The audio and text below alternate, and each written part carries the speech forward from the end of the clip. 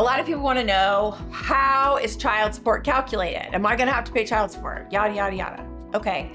Well, the short answer is somebody's probably going to have to pay child support. And here's what goes into it. The main things are, how many overnights does each party have with the children? That's number one.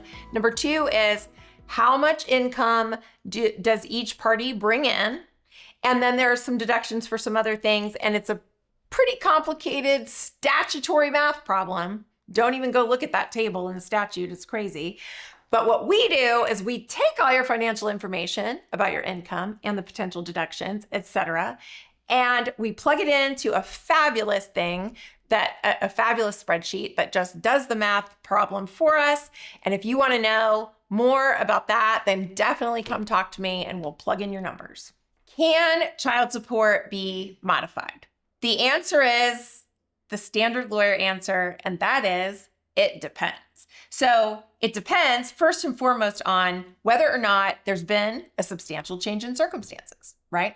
So for example, when you signed the marital settlement agreement and the final judgment incorporated it, and it said that she was paying you X amount of dollars in child support every month, but then she moved away and there's now a long distance parenting plan in place, and she makes more money, and you have the child more of the time, that would qualify as a substantial change in circumstances. But you can't just change it automatically. You're going to have to go back to court and file a petition for supplemental modification of your final judgment.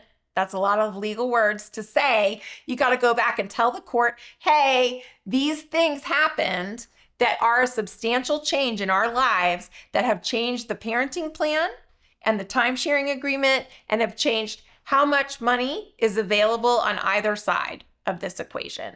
And then you can, once you make that case, yes, indeed, you can obtain a modification in some way. Know this, the whole math problem has to get done all over again.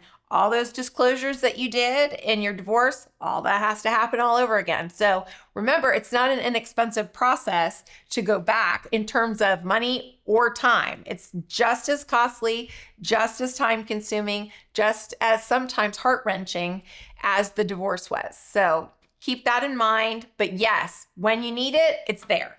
So what happens if I miss a child support payment? Well, is it just one child support payment? Because just, you know what, get caught up really fast and no biggie. However, if you have a pattern of not making your child support payments and you've got a big whopping sum that is now due, there are a lot of things that could happen that aren't great. First and foremost, interest is going to accrue on that. Second, if your spouse has to take some kind of court action to get you to pay, then in all likelihood, they're going to be able to recover their attorney's fees for that from you.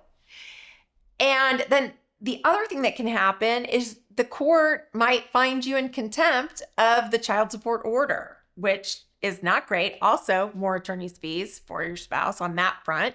And potentially, depending on how long you let this go, jail time. Additionally, if you are making payments through the Florida Department of Revenue's Child Support Depository Unit, the state depository unit, and you're not making your payments there, you will get notices and you will have your driver's license suspended at some point, plus loads of other problems that are going to ensue. So at the end of the day, figure it out. Work with your spouse, tell them what's going on, figure it out together. What if my spouse is not paying child support? What do I do about that? How do I get it? How do I enforce it? What do I do? So there are a couple things you can do.